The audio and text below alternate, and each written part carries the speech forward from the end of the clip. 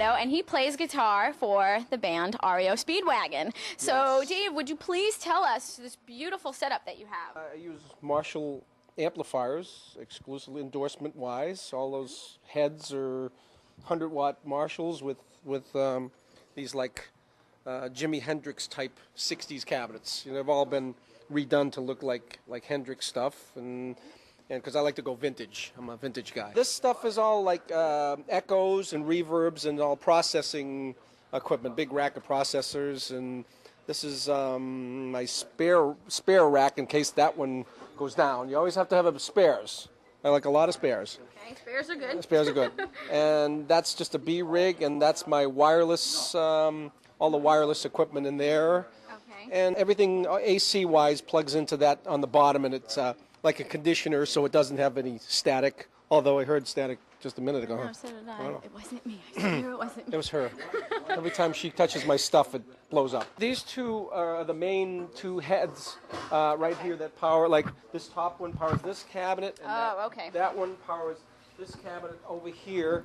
And the two on the bottom are just spares in case that, you know, I always have a spare rig. So your guitar tech has a huge job. Yeah, where is he? Yeah. Where's Kevin? Oh, yeah, He's Kevin's around. somewhere. Yeah. Oh, yeah, he's hiding.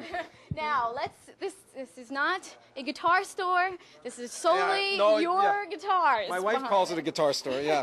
Tell us what we have here. Well, these are all reissue Les Paul historic collections from Gibson. They're like replicas of the real 50s guitars, and they just make them great now. And I do have 50s at home, the real ones at home, but they're just too expensive, or they might, you know, get stolen or something like that. So I really don't want to take them out. So, but these are just awesome guitars, and Gibson's are making some really great stuff. Now, what is the difference of the sound in them? Like, what makes you use one over the other? I don't know. It's just like a car or something. You just got to get in, you know, drive it. It's just a feel of it. They're all a little different. There's none that's alike. In some of the old REO songs, I have to match, you know, from Gary, the old guitar player, and it's just I have, you know, certain songs I use this on because it matches it better, and then I use this, and this is a little fun toy, a little wang bar here, and I don't know, just some stuff. It kind of makes the strings loosen, so it dips it. You know. Did you hear that? I heard that.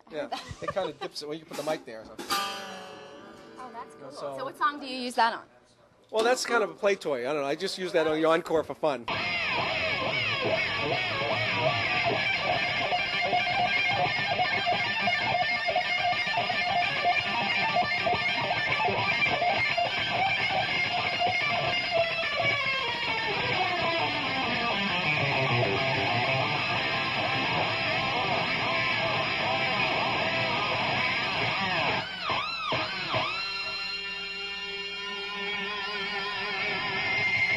Give me the fun one. You know? Okay, very cool. So, now, were these made for you, or did you buy these? Some were. This one was just picked out for me. No, I didn't really order these special, but some were picked out by the factory. And now, what's over here?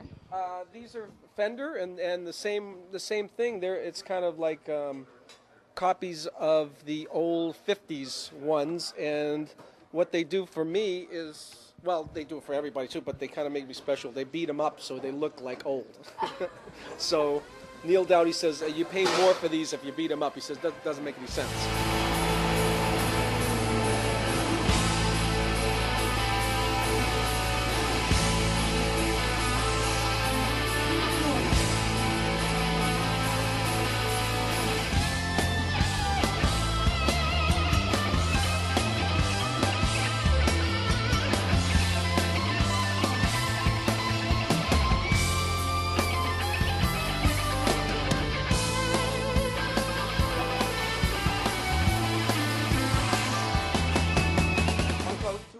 That one goes to 11, yes. That one's, you know, you turn it and goes to 11. It's louder than the rest. Right. Now, this has more strings on it. Yeah, this is a double neck, so we do a song like... oh, it's a double guitar. I didn't even see like that. Building the Hidden. Bridge, one off our realm, so it's just double stringed. It just makes it a little bit, you know, nicer. So, you know, I use like half the song with the top, and then on the solo I need a 6-string, so I just click the switch down and I use it. Now, was this made for you, or do they make these like This was made for me, yes. This is a custom, they don't make them in black, but I ordered this in black. This was specially made. This is Gibson. Yes, this is Gibson again, yeah. Okay. What guitar would you recommend for someone starting out playing? Well, Fender's making some nice, reasonable stuff for, you know, for kids now. I wish, you know, when I was a kid they made stuff like that too. And even Gibson makes like Epiphone, a little more inexpensive model, but the same, you can get the same look and everything like that. You know? And what kind of amp would you recommend for them? Oh, I like Marshalls myself.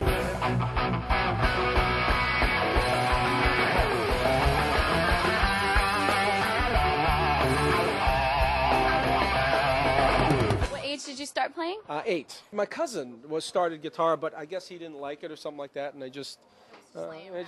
so I borrowed it and I started playing, and ever since I've been playing. Now, did you play by ear, or did you learn to play with? I took lessons for the first 2 years, or two or 3 years. You have to practice. I mean, now looking back, I probably should even, you know, stuck with it even more. You know, as you get older, you realize, but you just get impatient when you're young. You know, I just want to start a band. I just want to play. You know, you don't want to take lessons because you have to sit down and play all the time. But I think as you get, you know, you get older, you realize, well, maybe, you know, I should have probably stuck with it more. So I would say that, you know, the kids, even though it's a little boring, maybe, you know, but you need it. You know, it's good. You know, I've actually gone back and taken some lessons since, you know, off and on, and vocal lessons. I know Kevin does too. You know, which really helps out a lot. So, and you still do that till today? Yes, yes. Guitar lessons, not so much lately, but vocal lessons, yes. You know, sometimes you get into a little jam. Oh, what am I doing wrong? You know, so you go back to your teacher and take some lessons, and it's good. It's really good for you. Does you ever get a block when you're playing guitar? Like, you ever get like? Oh yeah, sure. Sometimes you see black if we learn. Oh, like today, maybe. We're learning some new songs of all days to come. No, this is perfect. They get to see how you react. You know, we're working out some stuff, and yesterday you go, what was that change? Where we go from here? Yeah,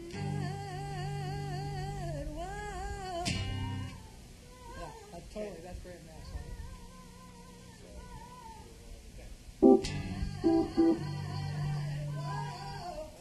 So they're real people. You know, they have mistakes. They're not just perfect all the time. All right. Now, these guitar picks are unusually thin. Yes.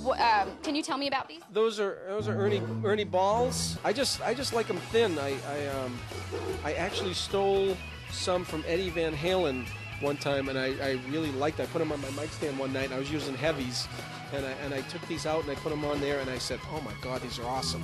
So What's the difference in the?